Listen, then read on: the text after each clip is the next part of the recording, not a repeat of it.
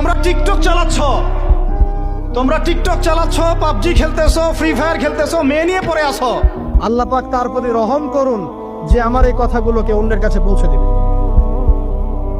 নবীজির ভাষণ। এরপর নবীজি বলছেন, জেনে রাখো নিশ্চয়ই তোমাদের পরস্পরের, মুসলিমদের পরস্পরের সম্পদ, পরস্পরের রক্ত, পরস্পরের এই যে জান মাল ইজ্জত, এগুলো একে অপরের জন্য হারাম।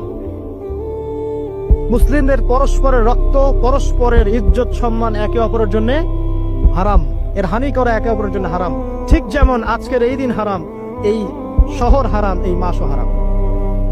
নবী করিম সাল্লাল্লাহু আলাইহি ওয়াসাল্লাম বলছিলেন, জেনে রাখো তিনটা বিষয়ে যেন তোমাদের অন্তর কখনো খেয়ানত না করে। তিনটা বিষয়ে তোমাদের অন্তর যেন কখনো খেয়ানত না করে। এক, তোমরা যে কাজটাই করবা শুধু আল্লাহ পাকের সন্তুষ্টির জন্য করবে। তোমরা যে কাজই করবে